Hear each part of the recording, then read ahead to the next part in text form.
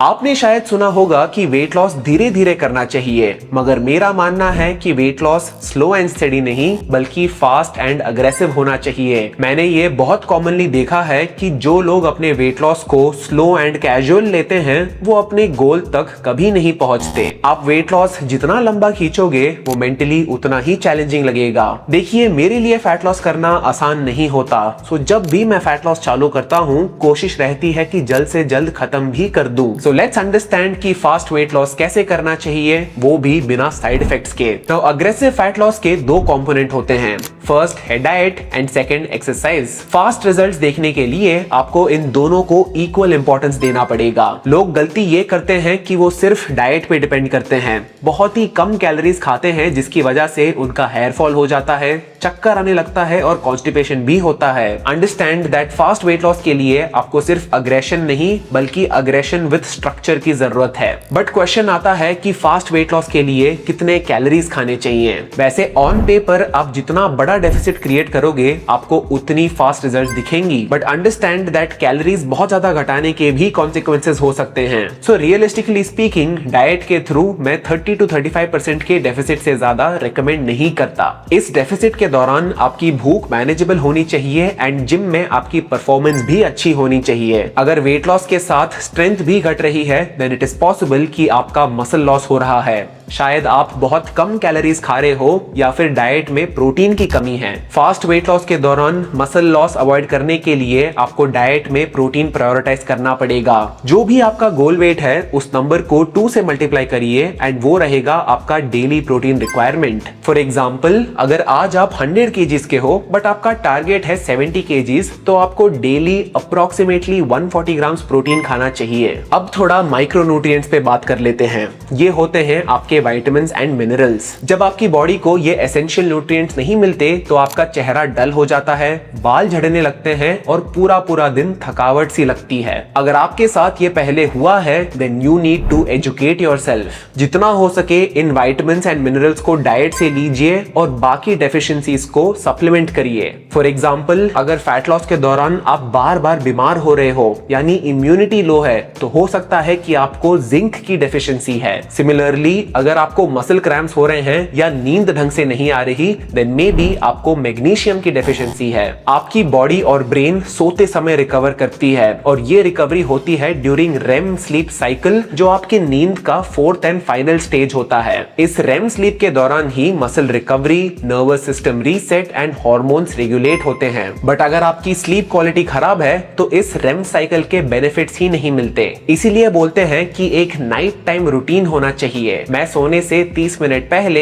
Magnesium glycinate लेता हूं and this has truly been a game changer. MuscleBlaze magnesium glycinate लेने से मेरे को डीप स्लीप मिलती है और सुबह उठने के बाद जेन्युइनली लगता है कि body recovered and fully energised है। इसके हर सर्विंग में आपको 2000 मिलीग्राम्स मैग्नीशियम ग्लाइसिनेट मिलता है जो बॉडी में ब्रेक डाउन होके अच्छा खासा एलिमेंटल मैग्नीशियम प्रोवाइड करता है। एग्जैक्टली उतना मैग्नीशियम जितना आपको better sleep, faster muscle recovery and stable energy levels के लिए जरूरी होता है। ट्रस्ट मी, एक अच्छे दिन की शुरुआत अच्छी नींद से होती है। अगर आप भी अपनी स्लीप एंड मसल रिकवरी को नेक्स्ट लेवल तक लेके जाना चाहते हो then check out muscleblaze.com and खुद ट्राई करिए MuscleBlaze magnesium glycinate.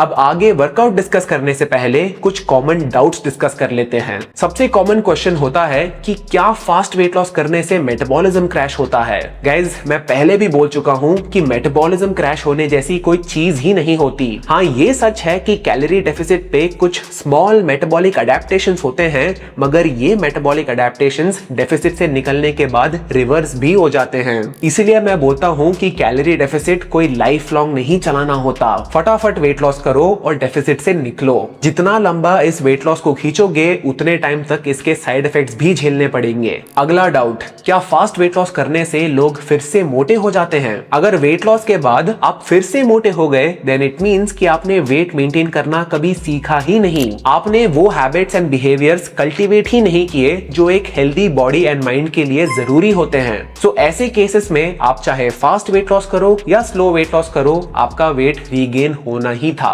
Now third and final doubt, क्या फास्ट वेट लॉस करने से लूज स्किन होती है? भाई देखो, अगर तुम मोटे हो, अगर तुम्हारी स्किन अपनी नेचुरल इलास्टिसिटी खो चुकी है, यानी उसके स्ट्रक्चरल प्रोटीन्स डैमेज हो चुके हैं, तो चाहे फास्ट वेट लॉस करो या स्लो वेट लॉस करो, तुम्हारी उतनी ही लूज स्किन बचेगी। So the answer is no, fast weight loss से लूज स्किन नहीं होती, लूज स्किन तो मोटापे की वजह से होती है। अब आते हैं एक्सरसाइज पे।